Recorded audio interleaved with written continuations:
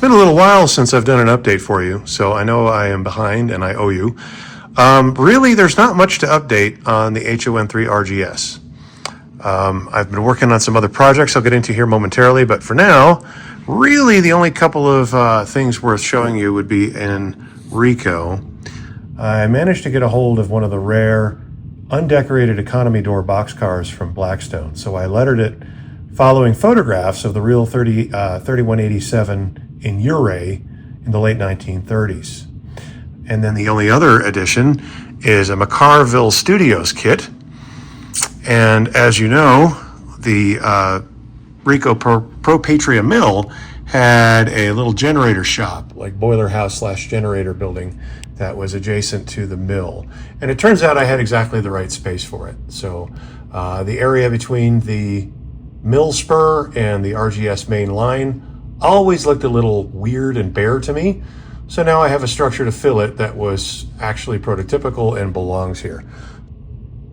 And then over at Plasterville, I haven't even dirted the structure in yet, and it's been probably 8 months or so when I did this. But turns out, weird story, in 2017 I had ordered from trains.com, trains with a Z, one of the Placerville oil warehouses, the Conoco warehouse kits from Grantline. And I thought I had it delivered because I went ahead and built one. I don't remember how that all fell out. But then last year in 2025, trains.com shipped it to me saying they were fulfilling a back order. So I was thinking, oh, okay, well, I have an opportunity to build this kit again. And this time I'm going to do it correct.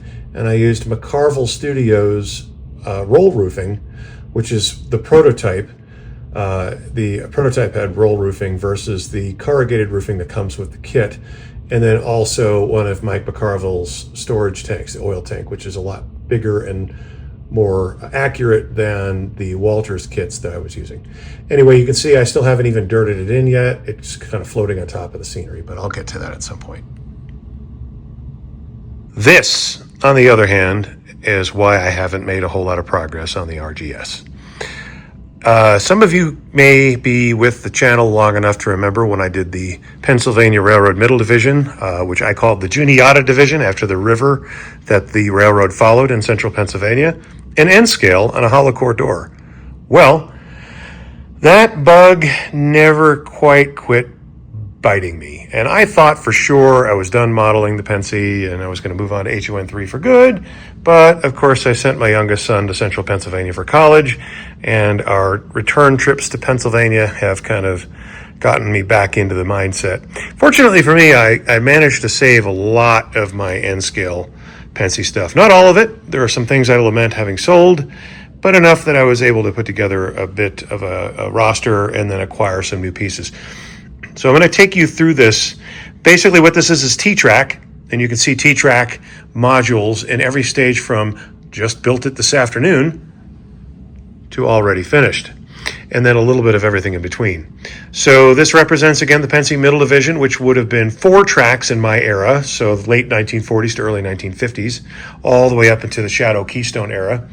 But T-Track, of course, is 2 tracks, and T-Track standard is typically using Cato Unitrack, however you want to say it. And you can see I've done the same thing. I've tried to do a little bit better job of detailing, weathering, and ballasting it. Here in this module, I've only begun the ballasting process. It's far from done. And then over here, this is an example of the Cato concrete tie track, which has the closer tie spacing, where I painted each individual tie to look like wood, which I don't think I'm going to do that for very many modules because it's really mind-numbing. Anyway, let's take you through the layout and I'll explain the modules. This end cap is going to represent Harrisburg, and it's going to be pretty industrial, potentially the steel mill buildings at High Spire and Steelton, just outside of Harrisburg. Obviously, I don't have a lot of room to work with, and the reason I'm choosing Harrisburg is because I happen to have 3D printed Pennsy-style electric catenary poles, and I want to use those, and I wanted sort of an industrial environment here, you know, to kind of contrast with the rural running of the Middle Division. And then I have some singles here. One of these singles is going to be just plain old running through the Middle Division. The other is going to represent Lancaster County. I have an Amish barn, I have Amish buggies, and a farmhouse that I can do along with some corn. This is representing, and you can see I've actually added the anti-spalling hardware that was prototypical for the Granville Bridge, which was the first crossing of the Juniata River west of Lewistown. And this was kit bashed from 4 different Atlas viaduct kits, and you can see I've been working on painting the stonework to make it look kind of like Pennsy stone. I don't have proper Pennsy hand railing, but this etched brass stuff from Gold Medal Models is close enough. You can see it's kind of banged up a little bit. I've been handling it as I've been painting it, so I'll have to fix that up. And I haven't finished painting these railroad ties yet. And then we move on to Lewis Tower, which honestly should be on the other side of the bridge module, but this is how I've got them set up for now. This is a 3D printed model of the Crescent MO Tower, which was on the Pittsburgh division, but I've got it lettered up as Lewis Tower near Lewistown, mainly because I don't have a model of Lewis Tower, and that's from Yelton Models. And then this is a 3D printed tool shed from Keystone Details, John Lemarice, and hopefully I'm pronouncing his name correctly. By the way, I don't have him on, but there's another video you can see with a short where these are operating position light signals from Model Train Technologies. They are fiber optic, and then there's a motion sensor here inside this relay cabinet that detects the presence of a train. It's an infrared sensor. So these are operating position light signals in a Pennsy interlocking plant. And then as we move around, these were the first modules I built, corner modules. There's nothing really exciting about them. They kind of represent that negative space between the towns on the middle division. And then we come into Huntingdon. Okay, so a couple things about Huntingdon. Number one, it's a little bit crooked here. Okay, this is the Huntingdon Depot.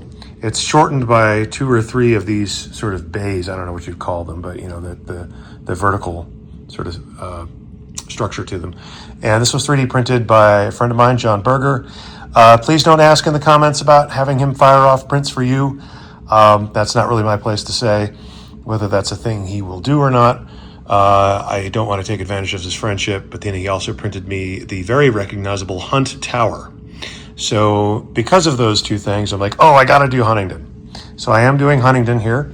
The gate tower here is a Broadway limited brass model, and it is on the wrong side of the tracks, but I'm trying to preserve, you know, so that it doesn't get bumped.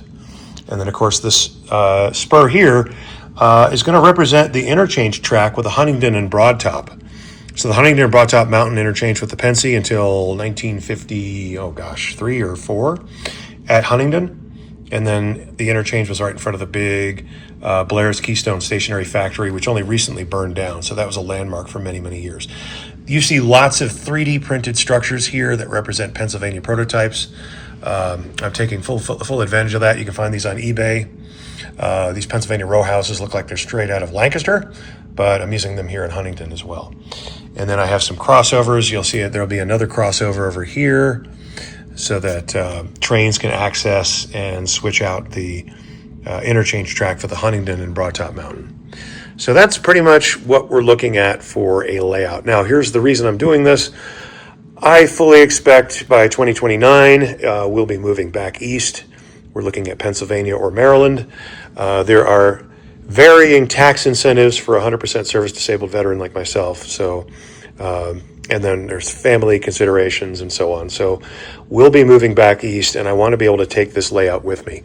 I hate to say it, but this is not coming with me. Now, what am I going to do in HON3? That's a great question. And I've been thinking about it. And at this point, I just don't know. This layout should be open and available for viewing during the 2028 National Narrow Gauge Convention here in Denver. So with that, that'll be the swan song. Following that convention, I will be dismantling this layout. Now, whether I take everything with me and try to do HON3 again when we move is going to be based a lot on the real estate gods and how much room I have to work. I might end up doing just something smaller, a couple of vignettes of the RGS, or so on. But the layout as you see it is going to be dismantled probably between the fall of 2028 and the spring of 2029. So with that, I'm going to wrap it up after I show you one more thing. this chaos right here. All of my Pennsy stuff. You can see I've been purchasing lots of Pennsy stuff. I had plenty on hand, but I've been purchasing more. T1. I have 3 K4s, one of which is on the layout. This guy that's a little bit damaged here, fortunately for me, I got it for Swan Song. It runs like a dream, and I was able to get replacement tender and boiler from Bachmann. I have 3 M1 Mountains, A's and B's from Broadway Limited, a couple of GG1s, a P5A box cab back there, some FAs. You saw some F3s on the layout. Tons and tons of Pennsy hoppers, Pennsy heavyweights, foreign road cars, and so on. Lots of Pennsy cabooses, cabin cars as they're called, and so on. And I've been working on rolling stock as well as working on the layout. You can see I've got a Fleet of Modernism consist there. Don't usually like to show chaos in my videos, but you can see my mind has been very chaotic lately as I've been trying to juggle a number of different projects. But I gotta say, coming back to doing Pennsy and N feels a lot like a homecoming of sorts. So this has been very good for me. So anyway, last but not least, at some point very soon, the Colorado Midland will be available for sale. I'm going to sell this layout. I had a lot of fun building it. This was a great project. I'm very proud of it. This is potentially my best small layout project that I've ever done, but I think its day is done. So that's all for now. I'll try to do a better job of keeping you guys updated and maybe throw some run-bys up there. Talk to you later.